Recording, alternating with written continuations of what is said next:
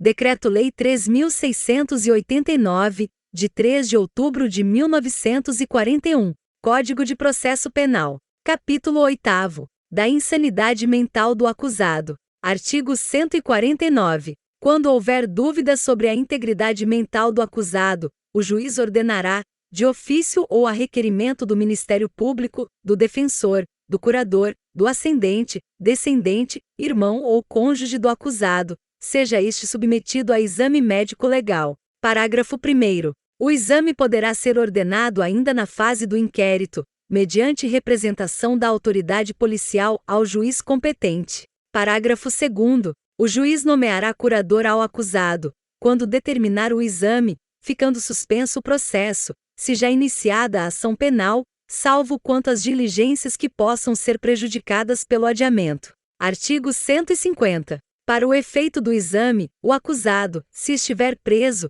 será internado em manicômio judiciário, onde houver, ou, se estiver solto, e o requererem os peritos, em estabelecimento adequado que o juiz designar. Parágrafo 1º. O exame não durará mais de 45 dias, salvo se os peritos demonstrarem a necessidade de maior prazo. Parágrafo 2º. Se não houver prejuízo para a marcha do processo, o juiz poderá autorizar sejam os autos entregues aos peritos, para facilitar o exame. Artigo 151. Se os peritos concluírem que o acusado era, ao tempo da infração, irresponsável nos termos do artigo 22 do Código Penal, o processo prosseguirá, com a presença do curador. Artigo 152. Se se verificar que a doença mental sobreveio à infração, o processo continuará suspenso, até que o acusado se restabeleça, observado o parágrafo 2º do artigo 149. Parágrafo 1º. O juiz poderá, nesse caso, ordenar a internação do acusado em manicômio judiciário, ou em outro estabelecimento adequado.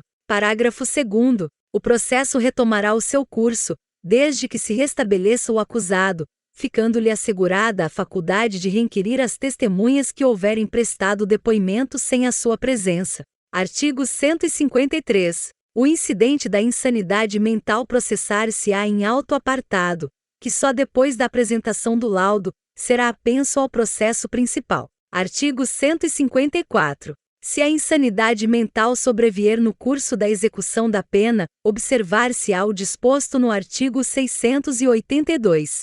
Título 7º. Da prova. Capítulo 1º. Disposições gerais. Artigo 155. O juiz formará sua convicção pela livre apreciação da prova produzida em contraditório judicial, não podendo fundamentar sua decisão exclusivamente nos elementos informativos colhidos na investigação, ressalvadas as provas cautelares, não repetíveis e antecipadas. Parágrafo único. Somente quanto ao estado das pessoas serão observadas as restrições estabelecidas na Lei Civil. Artigo 156. A prova da alegação incumbirá a quem a fizer, sendo, porém, facultado ao juiz de ofício. Inciso 1º. Ordenar, mesmo antes de iniciada a ação penal, a produção antecipada de provas consideradas urgentes e relevantes, observando a necessidade, adequação e proporcionalidade da medida.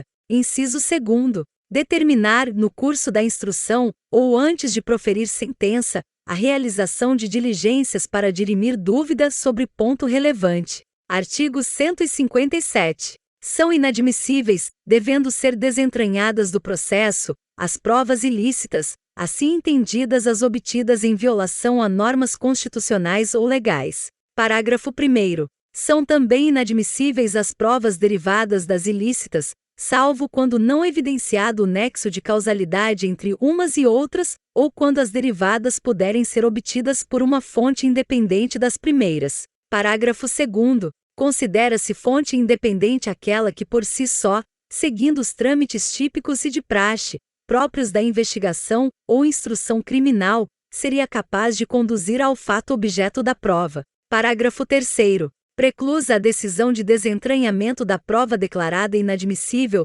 esta será inutilizada por decisão judicial, facultado às partes acompanhar o incidente. Parágrafo 4º. Vetado. Parágrafo 5º. O juiz que conhecer do conteúdo da prova declarada inadmissível não poderá proferir a sentença ou acórdão. Capítulo 2º. do exame de corpo de delito, da cadeia de custódia e das perícias em geral. Artigo 158. Quando a infração deixar vestígios, será indispensável o exame de corpo de delito, direto ou indireto, não podendo supri-lo a confissão do acusado. Parágrafo único. Dar-se-á prioridade à realização do exame de corpo de delito quando se tratar de crime que envolva: inciso 1º, violência doméstica e familiar contra a mulher; inciso 2º, violência contra criança, adolescente, idoso ou pessoa com deficiência;